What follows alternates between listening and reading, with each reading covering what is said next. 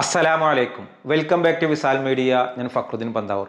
എൻ്റെ ഒരു അനുഭവമാണ് ഞാൻ പങ്കുവെക്കുന്നത്. ഒരു പക്ഷേ നിങ്ങൾക്കിത് കേൾക്കുമ്പോൾ ഒരു വിശ്വാസം വരാത്ത ആളുകളുണ്ടാവും. കുറച്ച് ദിവസങ്ങൾക്ക് മുൻപ് ഞാനൊരു മഹാൻ്റെ അടുത്ത് പോയി. അപ്പോൾ അവിടെ ഒരു സ്വലാത്ത് മജ്‌ലിസ് ഉണ്ട്, ഒരു സ്വലാത്ത്. അപ്പോൾ ആ സ്വലാത്തിലേക്ക് ആളുകൾ പല പല ആഗ്രഹങ്ങൾ പറഞ്ഞിട്ട് അവിടുത്തെ ഭക്ഷണം കഴിക്കാൻ നഫഹ എന്നാണ് പറയുക. നഫഹ സാധാരണ നമ്മൾ ചീനി എന്നുള്ളൊരു വാക്കിനേക്കാളും കുറച്ചുകൂടി നല്ല നഫഹ. ഞാനും എൻ്റെ ഒരു സുഹൃത്തുക്കളും കൂടിയിട്ട് അന്നത്തെ ഒരു ദിവസത്തോളം സ്വലാത്ത് മജ്‌ലിസിൻ്റെ ഒരു ഭക്ഷണ ചാർജ് ഒരു 10-30,000 രൂപയോളം വരും. കാരണം തൊട്ട അയൽപ്പക്കത്തുള്ള ക്രിസ്ത്യാനികൾക്കും ഹിന്ദുക്കൾക്കും ഒക്കെ ഭക്ഷണം കൊടുക്കും, വന്നവർക്ക് ഭക്ഷണം കൊടുക്കും, അങ്ങനെ എല്ലാവർക്കും ഭക്ഷണം കൊടുക്കുന്നൊരു സിസ്റ്റമാണ്. അപ്പോൾ ഞാൻ്റെ ഒരു അനുഭവം ഞാൻ പറയണത് കേട്ടോ. ഇനി ഇത് അവിടത്താണോ ഇവിടത്താണോ എന്നൊന്നും ചോദിക്കല്ലേ. ഞാൻ എൻ്റെ ഒരു സ്വലാത്തിൻ്റെ ഒരു പ്രാധാന്യം, സ്വലാത്തിന് ചെല്ലാൻ വേണ്ടിയിട്ട് നമ്മൾ എത്ര പ്രയത്നിച്ചോ സ്വലാത്ത് ചെല്ലാനുള്ള മജ്‌ലിസുകളോടുള്ള ഒരു പ്രാധാന്യം, അതാണ് ഞാൻ ഈ വീഡിയോയിൽ പറയുന്നത്. അപ്പോൾ ഞങ്ങൾ അങ്ങനെ വേണ്ടിയുള്ള കാശൊക്കെ കൊടുക്കാമെന്നൊക്കെ റെഡിയാക്കി നിന്നിട്ട് ഒരു ദിവസം അവിടുന്ന് കോള് വരികയാണ്. നിങ്ങൾ തൽക്കാലം നാളത്തെ പരിപാടിക്ക് എന്ത് വേണ്ട, ഈ ഒരു അവിടുത്തെ നഫഹക്കുള്ള ചീനിക്കുള്ള കാശ് നിങ്ങൾ തരണ്ട. ആ മഹാൻ അള്ളാഹുവിൻ്റെ ഔലിയാക്കൾ പെടുന്നൊരു മഹാനാണ്. ആ മഹാൻ്റെ സാന്നിധ്യത്തിലാണ് ഈ സ്വലാത്ത് മജ്‌ലിസ് ഉള്ളത്. അള്ളാഹു ഇഷ്ടപ്പെടുന്ന ഒരാളുകൾ പങ്കെടുക്കുന്നൊരു പരിപാടിയാണോ, അവിടെ ഹബീബായ റസൂലുള്ളാഹിൻ്റെ ഹാദിർ ഉണ്ടാവൂലേ, റസൂലുള്ളാഹിൻ്റെ സാന്നിധ്യം അവിടെ ഉണ്ടാവും. അതൊരു വിശ്വാസിയുടെ ഉള്ളിൽ ഉണ്ടാവണം, ആ ഒരു ചിന്ത ഉണ്ടാവണം. അത് പറയാണ് നിങ്ങൾ തൽക്കാലം തരണം. അപ്പോൾ അവിടുന്ന് കിട്ടിയൊരു അറിയിപ്പാണ്, ആ മഹാൻ്റെ അടുത്തേക്ക് ഒരാൾ വരികയാണ്, സങ്കടപ്പെട്ടുകൊണ്ട് വരികയാണ്. അപ്പോൾ അയാളുടെ മകൻ ഗൾഫിൽ വലിയ ബിസിനസ്സുകാരനാണ്, ഒരുപാട് സംരംഭങ്ങളുണ്ട്. പക്ഷേ ഒരു 3-4 വർഷമായിട്ട് ഒരു ലക്ഷക്കണക്കിന് രൂപ അയാൾക്ക് പെൻഡിങ്ങിലുണ്ട്. ഒരുപാട് ആളുകൾ കൊടുക്കാനുണ്ട്. പക്ഷെ പലരും പല കാരണത്താൽ ആ പണമൊക്കെ ബ്ലോക്ക് ചെയ്ത് വെച്ചിട്ടാണ്, ഒന്നും ഇയാളുടെ കയ്യിൽ കിട്ടിയിട്ടില്ല. കുടുംബത്താണെങ്കിൽ വലിയ പ്രയാസം. അങ്ങനെ ആ ആൾ വന്നിട്ട് ഒരു കാറിൽ വന്നിട്ട് ഈ അള്ളാഹുവിൻ്റെ ഔലിയാക്കൾപ്പെട്ട ഈ മഹാനോട് സങ്കടം പറയാൻ. അങ്ങനെ സങ്കടം പറഞ്ഞപ്പോൾ അവിടെ നിന്നൊന്നും ചെല്ലാൻ പറഞ്ഞിട്ടില്ല. അത് ചില മഹാന്മാരുടെ വാക്കുണ്ടല്ലോ, ആ നാക്കിന് വലിയൊരു പരിശുദ്ധിയാണ്. മകൻക്ക് ലക്ഷങ്ങൾ കിട്ടാനുണ്ട്, അത് കിട്ടിക്കഴിഞ്ഞാൽ തന്നെ ഞങ്ങളുടെ കുടുംബത്തിലുള്ള പ്രയാസങ്ങളൊക്കെ മാറും. അപ്പോൾ അതെങ്ങനെയെങ്കിലും ബ്ലോക്കായ കാശ്, കിട്ടാനുള്ള കാശൊന്നും ഇങ്ങോട്ട് കിട്ടിയാൽ മതി, അതാണ് ഈ വാപ്പാൻ്റെ ആഗ്രഹം. ഈ ഒരു മഹാനായ സൂഫി ഗുരു ഒന്നും ചെല്ലാനൊന്നും പറഞ്ഞിട്ടില്ല. അത് ചെല്ലിയാൽ ഇത് കിട്ടും, ഇത് ചെല്ലിയാൽ അങ്ങനെ കിട്ടും, ഒന്ന് പറഞ്ഞു കൊടുത്തു. റസൂലുള്ള നമ്മുടെ ഉള്ളിലുണ്ട്. റസൂലുള്ള നമ്മുടെ ഉള്ളിലുണ്ടെങ്കിൽ, ആ ഖുർആനിൽ പറഞ്ഞൊരായത്താണ് വഅലമു അന്ന ഫീക്കും റസൂലുള്ള, നിങ്ങളിലുണ്ട് റസൂലുള്ള എന്ന് പറഞ്ഞാൽ ഉണ്ടായിരുന്നു എന്നല്ലല്ലോ. റസൂലുള്ളാഹിനെ അത്ര സ്നേഹിക്കുന്ന ഒരാൾക്ക് അള്ളാഹിൻ്റെ റസൂലുള്ളാഹിൻ്റെ സ്നേഹം ഇങ്ങോട്ട് തിരിച്ചു കിട്ടൂലേ.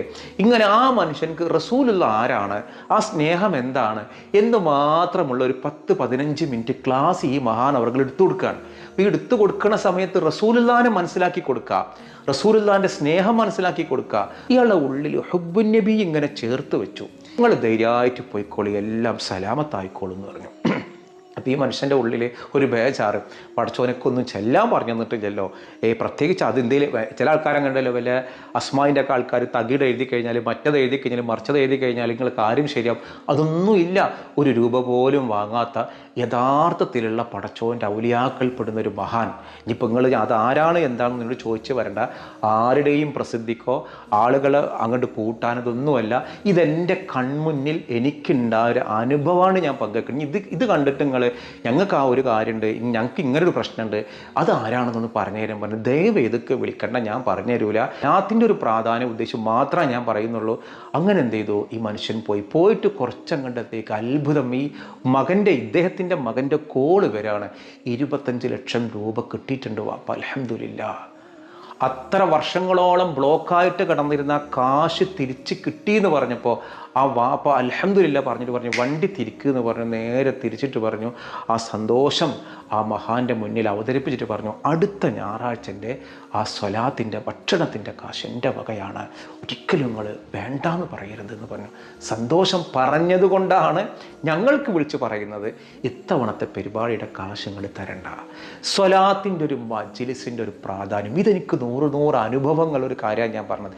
എവിടെയൊക്കെ ഇതിപ്പോൾ ഞാൻ റബീഉൽ അവ്വൽ മാസം വരാൻ പോവുക, നമ്മളെപ്പോഴൊക്കെ ആ ഒരു റബീഉൽ അവ്വൽ മാസത്തിൽ മാത്രമല്ല റസൂലുള്ളാഹിനെ സ്നേഹിക്കേണ്ടത്. നിങ്ങൾക്ക് 100 അനുഭവങ്ങൾ ഞാൻ പറഞ്ഞു തരാം. പക്ഷേ എനിക്ക് പേടി എന്താണെന്നറിയോ, പിന്നെ ഇപ്പോൾ ആ സ്വലാത്ത് പറഞ്ഞെന്ന ആളറിയണം, അവിടെ പോകണം, അവിടെ പോയിട്ട് നിങ്ങൾ ഉദ്ദേശിക്കുന്ന കാര്യം ദുനിയാവിൻ്റെ കാര്യം ആഗ്രഹിച്ചിട്ട് അവർക്ക് പോകുന്നുണ്ടാവുക.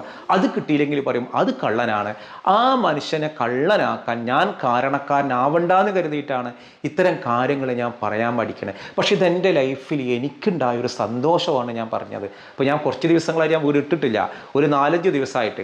എന്നോട് പലരും ചോദിച്ചാൽ അല്ല മാഷേ നിങ്ങൾ ഇനി വല്ല കേസിലും പെട്ടിട്ട് ജയിലിലെങ്ങാനും പോയോ എന്നറിയാൻ വേണ്ടി വിളിച്ചവരുണ്ട്. സന്തോഷം. അവർ നമ്മളെ സ്നേഹിക്കുന്ന ആളുകളാണ്. നമ്മൾ കുറച്ച് ദിവസമായിട്ട് വീഡിയോ ഒന്നും ഇട്ടിരുന്നില്ല. കാരണം അത്രേ ഉള്ളൂ, ഒരു ബ്രേക്ക് എടുക്കാമെന്ന് കരുതി. പിന്നെ ചെറിയ മാറ്റങ്ങൾ വിസാൽ മീഡിയ എന്ന് പറയുന്ന ഈ യൂട്യൂബ് ചാനലിൽ ഒരു മാറ്റം വരുത്തണം. എന്താണെന്ന് വെച്ചാൽ ഇനി കുറച്ച് പോസിറ്റീവായ കാര്യങ്ങൾ പറയും. പലർക്കും പരാതിയാണ് എപ്പോഴും ഈ ആൾക്കാരെ വന്നത് ഇങ്ങനെ നെഗറ്റീവായ കാര്യങ്ങൾ മാത്രമേ പറയുന്നുള്ളൂ. ഇങ്ങനെ ഒരു നെഗറ്റീവ് കണ്ടാൽ ഞങ്ങൾക്ക് തന്നെ ഭ്രാന്ത് പിടിക്കും.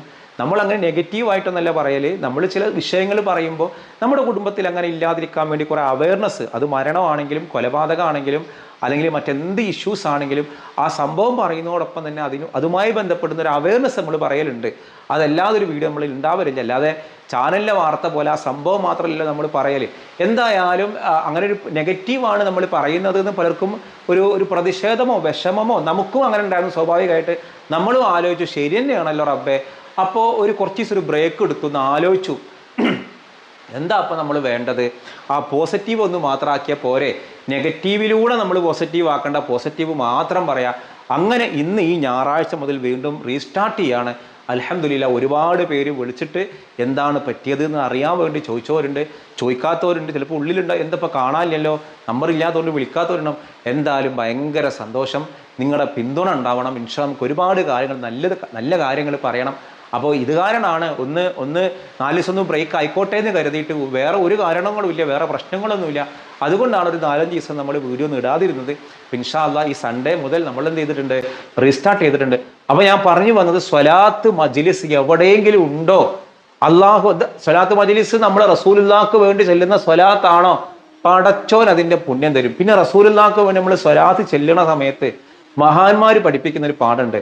നമ്മൾ ഈ ആനബി സലാം അലൈക്കും എന്ന് പറഞ്ഞ സ്വലാത്ത് അങ്ങോട്ട് ചൊല്ലിക്കഴിഞ്ഞാൽ പിന്നെ അതിൽ മർഹബ അടിക്കണ കാണാം. മർഹബ എന്ന് പറഞ്ഞാൽ റസൂലുള്ളാഹി സദസ്സിൽ വന്നിട്ടുണ്ട്, റസൂലുള്ളാഹി സദസ്സിൽ വന്നിട്ടുണ്ട് എന്ന് ബോധ്യമുള്ള മഹാന്മാർ എഴുതിയ കാവ്യമാണ് റസൂലുള്ളാഹിക്ക് സ്വാഗതം പറഞ്ഞുകൊണ്ട്. അപ്പൊ നമ്മൾ ആ സ്വലാത്ത് മജ്ലിസുകളെ നമ്മൾ സ്നേഹിക്കുക, സ്വലാത്ത് നമ്മുടെ ലൈഫിൽ പതിവാക്കുക. ഈ വീഡിയോ കാണുന്ന ആളുകൾ ഇനിയും നമ്മുടെ ഉള്ളിലൊരു സ്വലാത്ത് ഇല്ലെങ്കിൽ നിങ്ങൾക്കറിയാവുന്ന ഒരു സ്വലാത്ത്, അത് പ്രത്യേകിച്ച് മഹാന്മാരുടെ നാവിൽ നിന്ന് നമുക്ക് കിട്ടിയതാണെങ്കിൽ അൽഹംദുലില്ലാ ഒരുപാട് സന്തോഷമാണ്, ഒരുപാട് പ്രശ്നങ്ങൾക്ക് പരിഹാരമാണ്. അങ്ങനെ 100 കഥകൾ എനിക്കറിയാം. ഞാനത് പറയാത്തത് നമ്മൾ അങ്ങനെ ഒരു കറാമത്തുകളൊന്നും പറയുന്ന ഒരു ചാനലല്ല. നമ്മളങ്ങനെ കറാമത്തുകൾ പറഞ്ഞ് അത്ഭുതങ്ങൾ പറഞ്ഞ് പിന്നെ വേറെ ചിലർ പറയും അതൊക്കെ കള്ളത്തരാണ്, അതൊക്കെ പിന്നെ ഈ പകരക്കാരെ പരക്കെല്ലാം അച്ചങ്കായ്ക്ക് പകരക്കാരനായതാണോ എന്നൊക്കെ പറയും. നമ്മൾ ആരുടെയും പകരക്കാരനല്ല. സ്വലാത്തുകൾക്ക് ഒരുപാട് പുണ്യങ്ങളുണ്ട്. അതുകൊണ്ട് നമ്മൾ സ്വലാത്ത് പരമാവധി മുറുകെ പിടിക്കുക. അതെനിക്ക് ഈ ദിവസങ്ങളിൽ ഇപ്പം ഈ കഴിഞ്ഞ ദിവസം എനിക്കുണ്ടായ ഒരു സ്വലാത്തിന്റെ മഹത്വത്തിന്റെ അനുഭവമാണ് ഞാൻ പറഞ്ഞത്. ഒറ്റ കാര്യം വേണ്ടുള്ളൂ, ഹുബ്ബുൻ നബി നമ്മുടെ ഉള്ളിൽ ഉണ്ടാവണം. അവർക്കേ സ്വലാത്ത് വരുള്ളൂ. നമ്മുടെ ഉള്ളിൽ റസൂലുള്ളാഹിനോട് സ്നേഹം വേണം. ആ സ്നേഹം എല്ലാം റസൂലുള്ളാഹിയിൽ നിന്നാണെന്നുള്ള ബോധ്യം ഉണ്ടാവണം. ഇബ്ലീസ് അടക്കം റസൂലുള്ളാഹിന്റെ താഴല്ലേ, റസൂലുള്ളാഹിന്റെ കീഴിലുള്ള ആളുകളല്ലേ. നമ്മൾ ഒരു സിഹിറിന് നമ്മൾ പേടിക്കണ്ട. നമ്മുടെ കൂടെ റസൂലുള്ള ഉണ്ടെങ്കിൽ നമ്മൾ ആ സ്വലാത്തുകൾ പതിവാക്കുക, റസൂലുള്ളാഹിനെ ഹുബ്ബ് ചെയ്യുക, എല്ലാ റസൂലുള്ളാഹിക്ക് ഇഷ്ടമില്ലാത്ത കാര്യങ്ങൾ ചെയ്യാതിരിക്കുക. റസൂല് കരുണക്കടലാണ്, റസൂലുള്ള റഹ്മത്താണ്. അത് പാടില്ല ഇത് പാടില്ല, ഇങ്ങനെ പാടില്ലാത്തൊരു മതമല്ല നമ്മുടെ മതം. സ്നേഹത്തിന്റെ മതമാണ്. നമ്മളെ പഠിപ്പിച്ച റബ്ബ് റഹ്മാനാണ്, റഹീമാണ്. റസൂലുള്ള റഹ്മത്താണ്. പക്ഷെ നമ്മൾ കേൾക്കണ മതം അതൊക്കെ ഇത് ആകെ റെഡ് സിഗ്നലാണ്, ഒക്കെ ഡേഞ്ചറാണ്. അങ്ങനത്തെ ഒരു മതമേ അല്ല, കാരുണ്യത്തിന്റെ മതമാണ്. റസൂലുള്ള നമ്മുടെ ഉള്ളിലുണ്ടോ അപ്പൊ നമുക്ക് ഹക്കായ സ്വലാത്തുകൾ വരും. ആ സ്വലാത്ത് വരുമ്പോൾ നമ്മുടെ ആഗ്രഹം എന്താണോ അത് സഫലീകരിക്കപ്പെടും. അപ്പൊ ഇൻഷാ അല്ലാഹ് ഈ വീഡിയോ നിങ്ങൾ പരമാവധി നിങ്ങൾ ഷെയർ ചെയ്യുക. ഒരാളെങ്കിലും സ്വലാത്ത് ചൊല്ലാൻ ഈ വീഡിയോ കാരണക്കാരനായിട്ടുണ്ടെങ്കിൽ അൽഹംദുലില്ലാ അതിനോളം എനിക്ക് ധന്യം വേറെ ഒന്നുമില്ല. അപ്പൊ ഈ വീഡിയോ കണ്ടത് മുതൽ നമ്മൾ ഇന്ന് മുതൽ എന്ത് ചെയ്യുക, സ്വലാത്ത് ചെല്ലാൽ ഇല്ലാത്ത ആളുകളാണെങ്കിൽ സ്വലാത്ത് പതിവാക്കുക. സ്വലാത്ത് ചൊല്ലുന്നവരാണെങ്കിൽ എണ്ണൊന്ന് വർദ്ധിപ്പിക്കാൻ ശ്രമിക്കുക. ദിവസവും ഒരേ എണ്ണ ആക്കാൻ ശ്രമിക്കുക. ഒരു ദിവസം കൂടുതൽ ഒരു ദിവസം കുറവ് അങ്ങനെയല്ല. അതിൻ്റെ ഒരു റൂൾസ് അദബ് ഒരേ എണ്ണത്തിലാവുക എന്നുള്ളതാണ്. അപ്പോൾ ഈ വീഡിയോ നിങ്ങൾക്ക് ഇഷ്ടപ്പെട്ടെങ്കിൽ നിങ്ങളുടെ അഭിപ്രായം താഴെ കമൻറ്റ് ചെയ്യുക. അപ്പം ഇൻഷാ അല്ലാഹ് നമ്മളിന്ന് ചോദിക്കുന്നൊരു ചോദ്യം, കഴിഞ്ഞ ദിവസം ഒരു ജനം TV യിലൊരു വാർത്ത, SSF ഒരു തീവ്ര മതസംഘടനയാണ്, തീവ്രവാദികളുടെ സംഘടനയാണ്. SSFനോട് യോജിപ്പും വിയോജിപ്പൊക്കെ ഉള്ളവരൊക്കെ ഉണ്ടായിരിക്കും. കാന്തപുരം വിഭാഗത്തിൽ ഒരു വിദ്യാർത്ഥി സംഘടനയാണെന്ന് SSF. അതൊരു മത തീവ്രവാദികളുടെ സംഘടനയാണ്. അവർ സാഹിത്യോത്സവം നടക്കുന്നു എന്നായിരുന്നു ജനം TV വാർത്ത. നിങ്ങൾക്ക് എന്താണ് തോന്നിയിട്ടുള്ളത്? ഈ ഒരു SSF എന്നുള്ളത് ഒരു തീവ്രവാദ സംഘടനയാണോ? എന്താണ് നിങ്ങൾ SSFനെ കുറിച്ചുള്ള, SSF എന്നൊരു വിദ്യാർത്ഥി സംഘടനയെ കുറിച്ചുള്ള അഭിപ്രായം എന്താണെങ്കിൽ താഴെ ഒന്ന് കമന്റ് ചെയ്യാം. മറ്റൊരു ദിവസം മറ്റൊരു വീഡിയോയുമായി വീണ്ടും കാണാം.